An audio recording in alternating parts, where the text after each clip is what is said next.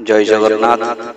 आज जो गीता अध्याय अच्छी जहाँकि आमे माने आज जानिबा कोन जो गूढ़ तत्व जहाँकि भगवान श्री कृष्ण अर्जुन को कृपा परवश कही जहाँकि पुरुषोत्तम योग भीतर दे आमे वर्तमान कथा जाउछि सेही कथा भितरे लक्ष्य कले भगवान सूर्य चंद्र अग्नि एभली भावरे रहिछन्ति संसार भितर केउभली भावरे से औषध होउचन्ति केउभली भावरे से शीतलता प्रदान करछन्ति केउभली भावरे से माने हमरो सब विभिन्न प्रकार चार प्रकार खाद्य को केउभली भावरे जीर्ण करछन्ति अग्नि रूप रे रही ए सब कथा तेणु सर्वप्रथम गुरु गोविंदंकर चरणारविंदरे तथा राधाकांतंकर श्रीचरण रे निज मन को निवेश करी आमे गीता ज्ञान ओडिया भीतर को प्रवेश करिबा काहे कि ना एई जो गीता ज्ञान को प्रवेश करिबा को हेले जानिबा को हेले सर्वप्रथम गुरु गोविंदंकर आशीर्वाद निहाती आवश्यक ता सहित गुरु गोविंदंकर आशीर्वाद हेले जे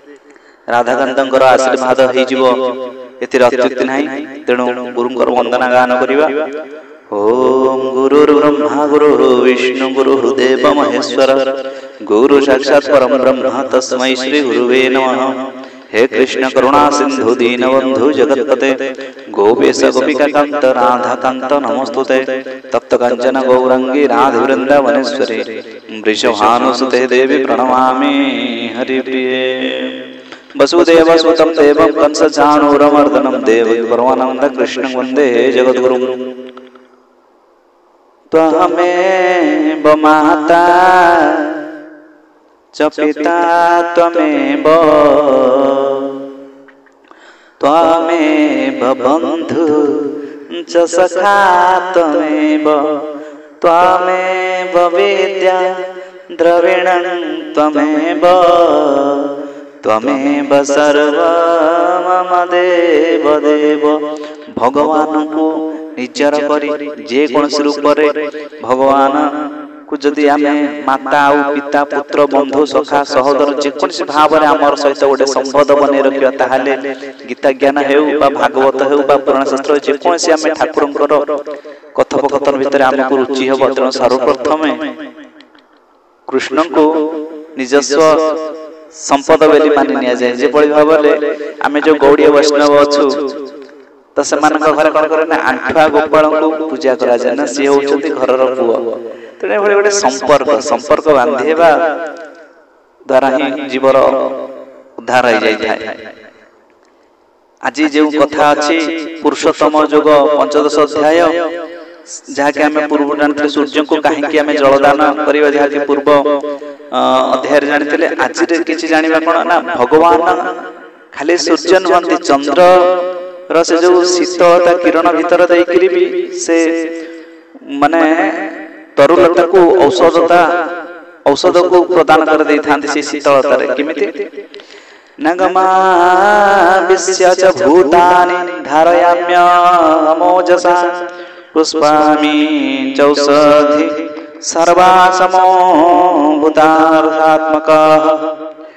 एवं मोहि पृथ्वी रे प्रवेश करी निज शक्ति समस्त भूत प्राणी को धारण करे और रस स्वरूप अर्थात अमृतमय चंद्र होई सकल औषधीय तरुलता को अर्थात वनस्पति मान को पुष्ट करते। तेणु भगवान कौन करते ना ए धराधाम रे आसिक कौन करते प्रवेश करी निजर शक्ति रे भगवान तो शक्ति मानना तेणु भगवान शक्ति रे सच्चित आनंद भगवान जो गोटे शक्ति स्वरूप होचने आह्लादिनी शक्ति स्वरूप जोग माया विभिन्न प्रकार तांकर शक्ति से लीला करिवा भीतर केउ जगह रे केउ शक्ति को से आह्वान करमती ता तांको ही जणा आमे अन्य माने के बुझी परिवाने आमे तांकर शक्ति रो हमर ज्ञान रो बाहर से सब जिनिस जदि भगवान कृपा हुए ताले से विषय में जानि परिया। तेणु भगवान कोन पृथ्वी रे प्रवेश करी निज शक्ति रे समस्त भूत प्राणी मान को धारण करंती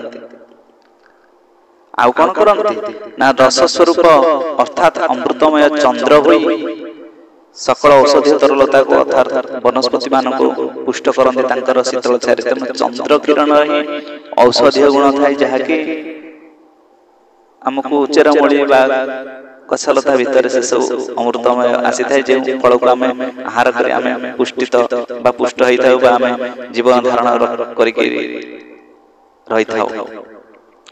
अहं वैश्वानरो भूत्वा प्राणिनां देहमाश्रित प्राणापान समायुक्त पचामन्यं चतुर्विधं मोहि सकल प्राणीकर शरीर थिबा प्राण ओ पान द्वारा संयुक्त वैश्वानर अग्नि रूप होई चारि प्रकार अन्न जीर्ण करछि। से चारि प्रकार अन्न कोन आमे जो चारि प्रकार खाद्य नेउचे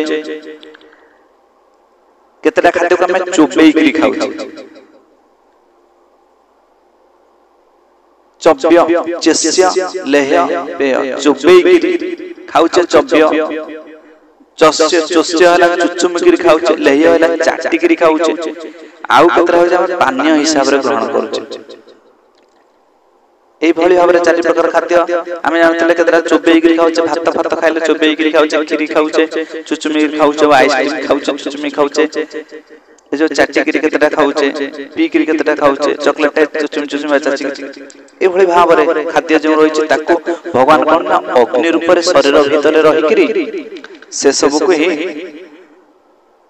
से कौन करछन ना जीर्ण करौछन्ते। आ कोन कहिले ना सर्वस्य चाह्यं हृदि सन्निविष्टो मतः स्मृति ज्ञानम पोहनं च वेदैश्च सर्वैरहमेव वेद्यो वेदांत कुतु वेदामि देवचाहं मोहि सब प्राणी का हृदय रे अंतर्यामी रूप रे रही तथा मोठारु स्मृति ज्ञान अपहन जात हुए।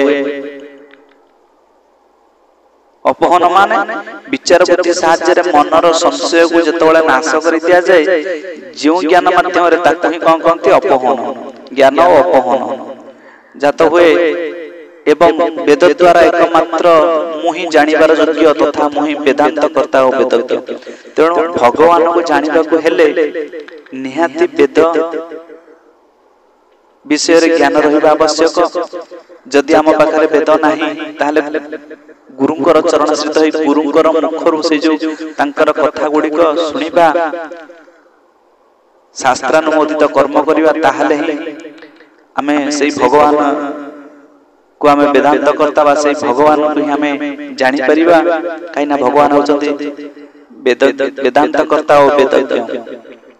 तेणु भगवान कृपा सेतबळे हेबे जेतबळे आमे गुरुंकर शरण रे आसी सेई गुरुंकर प्रदत्त मंत्र को मनन करी गुरुंकर निर्देश अनुसार कर्म करी चलिबा सत्कर्म करी चलिबा शास्त्रानुमोदित कर्म करी चलिबा सेतबळे आमे भगवान को ही जानि परिबा मा हमर उद्धार हे परिबो। त्वाभिमौ पुरुषौ लोके क्षरश्चाक्षर एव च क्षरः सर्वाणि भूतानि कूटस्थक्षर उच्यते। ही संसार नाशवान अविनाशी नाशवान होचंती हमर शरीर आ जीवात्मा होचंती अविनाशी। एही दुई प्रकार पुरुष अछंती एमानक मध्यरु सकल भूत प्राणी मानकर शरीर हेउचंती नाशवान और जीवात्मा हेउचंती अविनाशी। हमर जहाँ की पूर्व अध्याय थिला ना नहीं नहीं चिन्नन्ति शस्त्राणि नहीं नං जहन्ति पावक ना चैनं क्लेदयन्त उपना शोषयति मारुता। अब कोन होचंती ना उत्तम पुरुषस्तन्यः परमात्मेति दारुत जो लोकत्रयमाविश्य विभत्य व्ययैश्वर। एही दुई पुरुषंक ठारू उत्तम पुरुष तो अन्य ही अटंती। जो पुरुष दुई पुरुष रहिले कोन ना नाशवान अविनाशी शरीर आ जीवात्मा तांको ठारू एही दुई पुरुषंक ठारू उत्तम पुरुष तो अन्य ही अटंती जे कि तीन लोक रे प्रवेश करी समस्तकर धारण पोषण करंती ओ अविनाशी परमेश्वर और परमात्मा बोली कथित होंती। तेणु ए जो शरीर आ जीवात्मा तांको भितर आउ जण होचंती पुरुषोत्तम ये दुई जण नहंती तार तृतीय जण होचंती कोन ना परमात्मा बोली जाहा को हमें कहूचे जब से जा के से तीन लोक भितर प्रवेश करी समस्त जीव मानकर धारण पोषण करंती। जस्मात् क्षरमतीतो अहम अक्षरादपि चोत्तमः अतोऽस्मि लोके वेदे च प्रथित पुरुषोत्तमः। जेहेतु मु नाशवान तथा जड़ वर्ग क्षेत्र ठारू सर्वथा अतीत और अविनाशी जीवात्मा ठारू मध्य उत्तम, तेणु लोकमानक मध्यरे ओ वेदरे मध्य मु ही पुरुषोत्तम नाम रे प्रसिद्ध। तेणु भगवान होचंती कोन ना नाशवान तथा जड़ वर्ग क्षेत्र ठारू सर्वथा अतीत ओ अविनाशी जीवात्मा ठारू मध्य उत्तम। अविनाशी जीवात्मा ठारू जे उत्तम अविनाशी जीवात्मा होचंती कोन ना ए घटरु जाई पुणी आ गोटे घटर रहिले पुणी से घटरु जाई पुणी आ गोटे घटर रहिले, किंतु परमात्मा होचंती ना तीन लोक रे स्वर्ग मर्त्य पाताल बा ए समस्त धरा ए समस्त विश्व रे जे समस्त विश्व भीतर को जाई समस्त प्राणी मानन को कौन करंती ना धारण पोषण करंती। से होचंती परमात्मा, से होचंती पुरुषोत्तम, से होचंती माने सर्वश्रेष्ठ उत्तम बा जहा को वेद कहे कोन ना पुरुषोत्तम बा जहा होचंती परमात्मा। जो मावेव सम्मूढ़ जानाति पुरुषोत्तमं स सर्वविद भजति मां सर्वभावेन भारत।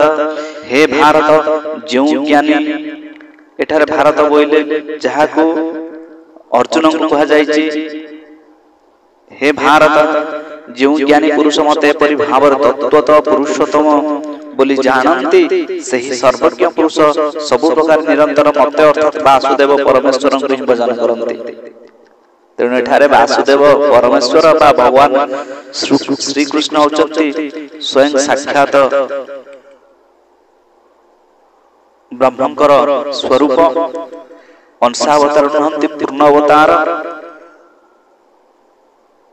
कहीं ना से निजे तो ये कहते ना से सर्वज्ञ पुरुष सब प्रकार निरंतर मत अर्थात वासुदेव परमेश्वर को भजन कर। तेणु एठारे कृष्ण होचंती परमेश्वर बा परमात्मा। आउ कोन होचंती ना निरंतर भजन करंती, माने मो छडा अन्य किछि से मनन करंती। जदि मो छडा जदि अन्य किछि जदि से जदि भजन करंती ताहले कोन हे जाय ना गोटे नथाए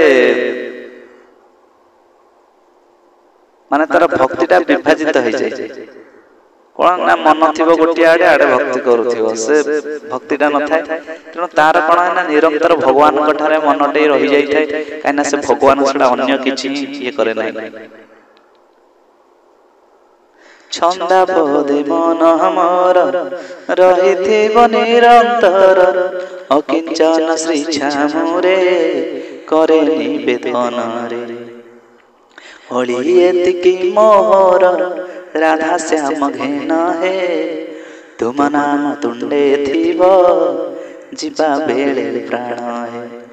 इति गुह्यतमं शास्त्रमिदमुक्तं मया नघ एतद्बुद्ध्वा बुद्धिमान स्यात् कुतकुतश्च भारत। ए निष्पाप अर्जुन एही परि भावरे एही अति रहस्ययुक्त गोपनीय शास्त्र मो द्वारा कुहागला एहा तत्व तो जानि गले मनुष्य ज्ञानवान कृतार्थ होई जाय। तेणु भगवान एठी अर्जुन को संबोधन करछथि हे निष्पाप अर्जुन। अर्जुन तो आगुरु केते युद्ध करिसथि, अर्जुन तो आगुरु केते जीव हत्या करिसथि, किंतु तथापि एठी भगवान नाम निष्पाप अर्जुन बोली कहउछथि। काहे ना अर्जुनकर किछि करिवार शक्ति न थाए, भगवान जहा करांती अर्जुन सेठे ही करंती। तेणु सेठी हे गले कोन ना आउ कर्ता रहिले नै अर्जुन। तेणु अर्जुन हे गले निष्पाप अर्जुन। तेणु ए जो गीतार श्लोक भीतर देई प्रत्येक श्लोक रे विभिन्न बहु अर्थ अछि। आपण माने भाबिबे जणे कोन एई कथा कहउचंती आउ जणे कोन से कथा कहउचंती, किन देखिया गले आहुरी बहुत बहुत निजर बुद्धि निजर विवेक निजर ज्ञान भीतर देई करी जो माने आ भीतर जते प्रवेश करछथि से मानकर ज्ञान सेते उच्च। तेणु निज निजर ज्ञान अनुसार ही गीता ऊपर समस्तकर टिप्पणी रही थाए, नाना मुनिकर नाना मत। जहा कि आमे एठारे पढुचे कोन ना गीता ଗୀତା ପ୍ରେସ୍ ଗୋରଖପୁରଙ୍କର ଗୀତା ଶ୍ରୀମଦ୍ ଭଗବତ ଗୀତା ଓଡ଼ିଆ। ତେଣୁ ଏହା ଭିତରେ ଯାହା ଲେଖା ହେଇଛି ଆମେ ସେସବୁ ପଢୁଛେ, ଗୀତା ପାଠ କରୁଛେ, ଗୀତା ଜ୍ଞାନ କିଛି ଆରୋହଣ କରୁଛେ, କିଛି ଶୁଣିବାକୁ ପାଉଛେ। ଯେଉଁ ଘରେ ଗୀତା ଭାଗବତ ରହେ ସେ ଘରେ କଣ ହୁଏ ନା କୌଣସି ଆସୁରିକ ଶକ୍ତି, ଐଶ୍ୱରିକ ଶକ୍ତି ଆସନ୍ତି, ଆସୁରିକ ମାନେ ଈଶ୍ୱରୀୟ ଶକ୍ତି ଆସନ୍ତି, କିନ୍ତୁ ଏ ଯୋଉଟା ରହୁଛନ୍ତି ନକାରାତ୍ମକ ଶକ୍ତି ସେ ସବୁ ଦୂରୀଭୂତ ହେଇଯାନ୍ତି ଯେଉଁମାନେ ଗୀତା ପଢନ୍ତି ବା ଶୁଣନ୍ତି ବା ଯେ ଆଦର ବି କରନ୍ତି। ତେଣୁ ଆଜିର ଏଇ ଯୋଉ ପୁରୁଷୋତ୍ତମ ଯୋଗକୁ ଓಂ ତତ୍ସଦିତି ଶ୍ରୀମଦ୍ ଭଗବତ ଗୀତା ଉପନିଷତ୍ସୁ ବ୍ରହ୍ମ ବିଦ୍ୟାଂ ଯୋଗ ଶାସ୍ତ୍ରେ ଶ୍ରୀକୃଷ୍ଣ ଅର୍ଜୁନ ସମ୍ବାଦେ ପୁରୁଷୋତ୍ତମ ଯୋଗ ନାମ ପଞ୍ଚଦଶ ଅଧ୍ୟାୟ। ଏହି ପଞ୍ଚଦଶ ଅଧ୍ୟାୟକୁ ଏଇଠି ରଖିବା, ଆଗାମୀ ଅଧ୍ୟାୟରେ ଜାଣିବା 16ଶ ଅଧ୍ୟାୟରେ କଣ ନା ଦୈବାସୁର ସମ୍ପତ୍ତି ବିଭାଗ ଯୋଗ। ଇଏ ଟିକେ ଆହୁରି ତତ୍ତ୍ୱ କଥା, ଯେତେ ଆମେ ଗୋଟିଏ ଯାଉଛେ ସେତେ ହିଁ ତତ୍ତ୍ୱ କଥା ଉପରେ ହିଁ ଯାଉଛେ। ତେଣୁ ଗୀତାକୁ ସାଧାରଣ ଭାବିବନି। ଗୀତାକୁ ଆମ ଦୈନନ୍ଦିନ ଜୀବନରେ କିଛି ନା କିଛି ବହୁତ ନହେଲେ ନା ଗୋଟିଏ ଶ୍ଲୋକ ଯଦି ଆମେ ପଢୁଥିବା ତାହେଲେ ଆମ ଭିତରୁ ସେ ନକାରାତ୍ମକ ଭାବ ଧୀରେ ଧୀରେ ଦୂରୀଭୂତ ହେଇଯିବ। ଆଜି ପାଇଁ ଏତିକି। ଜୟ ଜଗନ୍ନାଥ, ଜୟ ଜଗନ୍ନାଥ, ଜୟ ଜୟ ଶ୍ରୀ ରାଧେଶ୍ୟାମ।